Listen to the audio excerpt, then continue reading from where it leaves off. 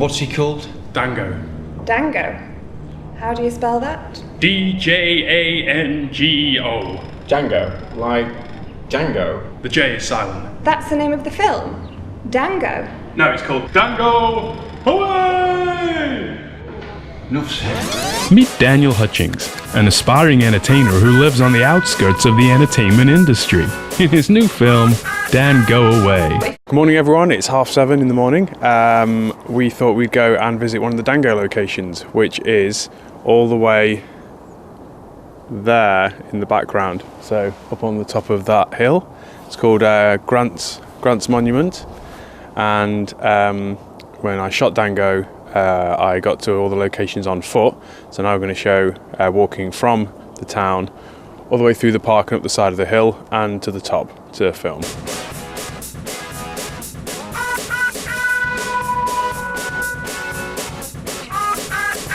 Okay, so about 45-50 minutes in and we're almost there.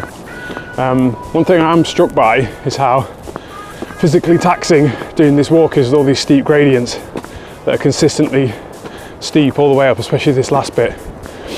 And I'm thinking back to 2014 when I was carrying a suitcase full of 2 costumes with several bits to them, the camera, tripod and a bunch of other stuff. And I'm kind of in awe of my former self's dedication to making Django Away. Okay, here we are, and I'm very surprised because they seem to be building onto it and around it. As you can see, it's being turned into a house. A house. So all this would have been where Joe King's throne was, and this was all just rubble around the outside, obviously going through a period of refurbishment. So as you can see, if we look out over this way, this is where in the scene is what the position Django's in, where you can actually see it's just Ramsbottom. So none of this wall was here, this is all newly built. These little steps were here. So I'd walk down here in my Cuban heels, which Django wore, and you can see the original wall at the bottom. So these stones were where it finished before, and this is part of the new wall. So I think I had my original tripod set up probably around there, I think. So if we go inside the door frame, around about here is where I think Joe King would have been sat. And there's a shot in the film where I walk up a stairwell before walking off into the distance as Django, and that stairwell has now been built to be an actual staircase. So if we come up here, this is all been built out again. So if we come up here, you can see Manchester in the distance, and upper level there's a little patio bit now.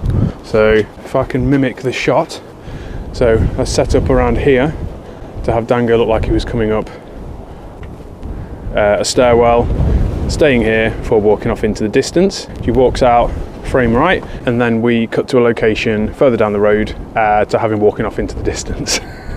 So the big put down, which is the climax of the scene, was one that I built in the imagination of the audience. So I did lots of scouting around where I live, places I could find on foot, and I storyboarded the sequence heavily so that I could use all these different locations to make it appear like there was a big ruin that Joe King was once the king of. When I filmed here, I'm sure you can hear the wind. I don't know how I managed to get a stable shot at all, let alone shoot several shots to get a usable footage, because it is so windy. But there was lots of strange days on Django where the weather was completely perfect. So there was, up here, there was no breeze. When I did the test shots, there was, and I thought this is not going to work at all. Because the test footage, the camera was waving like that as I practiced my lines. But the time of day we came up, which was first thing in the morning, well, I say we, but it was me. First thing in the morning was that the sun came through. I'll just turn around. So the sun was coming through this little window here to backlight Joe King. If we turn around, just over my shoulder was where Django would have been stood, but it was a scene where I built the location with the shot selection and used the eye lines. So if we have a look in the book, This is Grant's Tower, and the storyboard's on the left, the test footage is in the middle, and the actual shot is on the right. And Django, we used a location that was further down the road, and I used a camera level and eye lines to build the location in the imagination of the audience. So we cut between Django looking down at Joe, who is first here, and then cutting closer to there, and we're cutting back to that shot, and then they start walking towards each other, and these kind of shots. I filmed here in 2014, so 7 years later, yeah, good maths, Grant's Tower is now looking like it's going to be the start of someone's home. So all this is new around the back, none of this was built. This must all be reclaimed stone, and still building this bit. So someone will be living on Joe King's throne. So I guess out of the ruins builds another empire, or another kingdom, or another place to live and love. I think the blue plaque should go here. This is the view from Joe King's throne, and I think on one of the other location visits that I'll do is just over, way across, just under Peel Monument. Is where I shot the scarecrow scene, and we'll go and visit there on another weekend.